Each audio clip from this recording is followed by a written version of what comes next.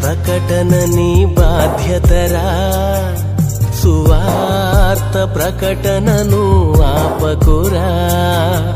సువార్త ప్రకటన నీ బాధ్యతరా, సువార్త ప్రకటనను ఆపకురా, ఆపకురా.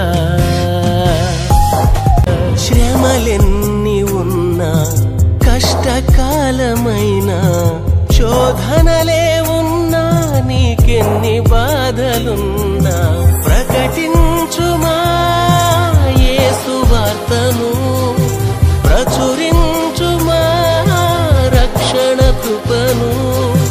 ప్రకటించుమా యేసు వార్తను, ప్రచురించుమా రక్షణ కృపను. ఒక్క ఆత్మనైనా ప్రభుకప్పగింపలేవా, అప్పగింపలేవా. సువార్త ప్రకటన నీ బాధ్యతరా, సువార్త ప్రకటనను ఆపకురా. సువార్త ప్రకటన నీ బాధ్యతరా, సువార్త ప్రకటనను ఆపకురా, ఆపకురా. ఇరుకు మార్గమైన, శక్తిహీనమైన, సంపద లేకున్నా ప్రభుపేట వందనాలు తెలియజేస్తున్నాం.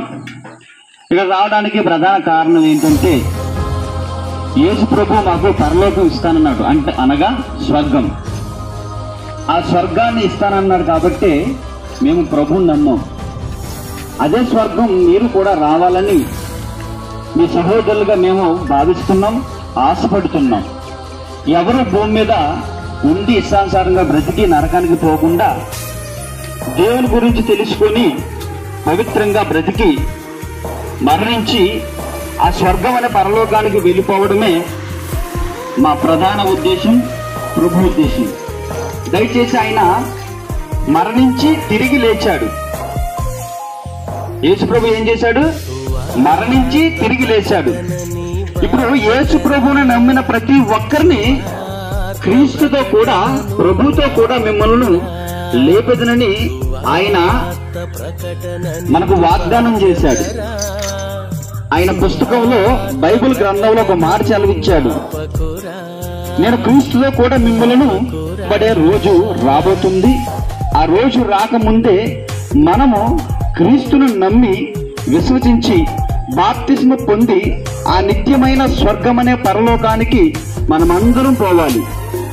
ఆయన పునరుద్ధానుడే తిరిగి లేచాడు. మనకు కూడా ఆ అవకాశం ఫ్రీగా ఇస్తున్నాడు. మన డబ్బులు పెట్టి కొనక్కర్లేదు,